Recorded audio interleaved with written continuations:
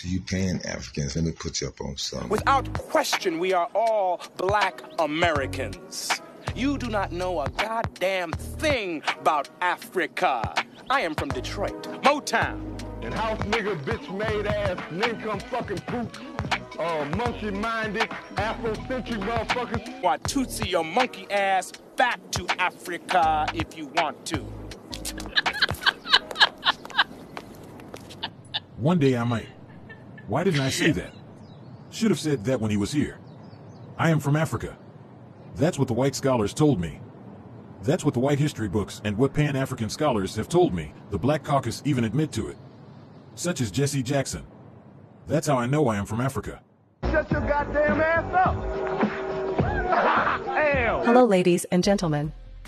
Before proceeding this segment, here's today's trivia question. Are you A. African American because another person said so? Or are you African American because you actually have documented lineage validating you are from that continent? Stay tuned for the correct answer.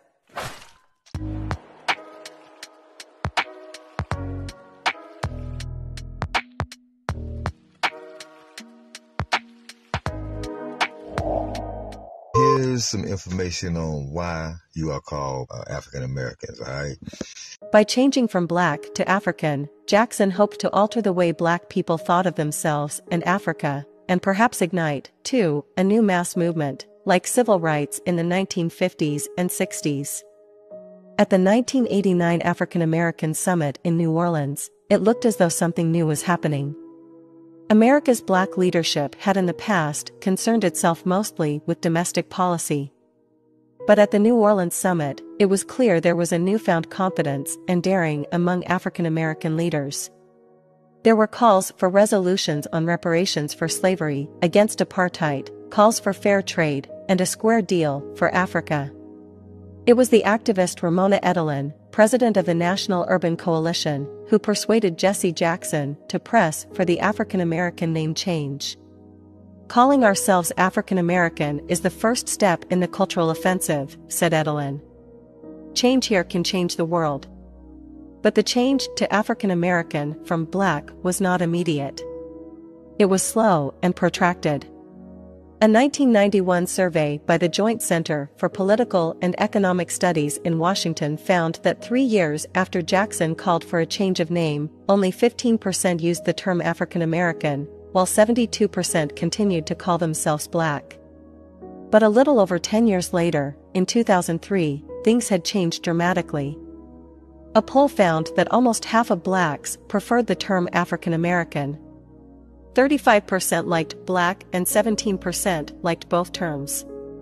But though African American has become, in its almost 25 years in use, the accepted way to describe black people in America, John McWhorter, 47, a conservative commentator and author of the book, Authentically Black, still prefers to be called black. To term ourselves as part African, says McWhorter, reinforces a sad implication, that our history is basically slave ships, plantations, lynching, and that we need to look back to Mother Africa to feel good about ourselves. But activist Ramona Edelin thinks looking back to Mother Africa to feel good about themselves is exactly what African Americans should do when they find themselves embattled in America. As for dropping African American, as some want to do, Edelin thinks this would be a bad idea. But she does say that if a better term was found, she would support its use. The young people I talk to are not against it, Edelin says. They are happy with it. If there should be a change, Edelin says, it will have to be something more Pan-African. What? And while Edelin, 67, is willing to accept change, Motown Records singing star Smokey Robinson is not. Smokey grew up in the 1960s during a time when, he says, black was beautiful and when people were black and proud. He outlined his support for black and his opposition to African American in an angry poem broadcast on U.S. television a few years ago. In it, Smokey asked, "How come I didn't get a chance to vote on who I would like to be? Who gave you, pointing to Jesse Jackson, the right to make that decision for me?" Who comes up with this shit anyway? Was it one or a group of niggas just sitting around one day?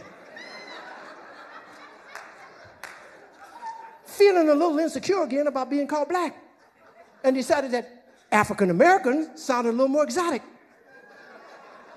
Well, I think you were being a little more neurotic. Smokey says he is not an African American, nor is he particularly interested in establishing closer ties with Africa.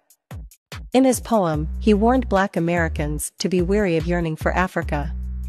If you go to Africa in search of your race, you'll find out quick that you are not an African American. You're just a Black American taking up space, he claimed.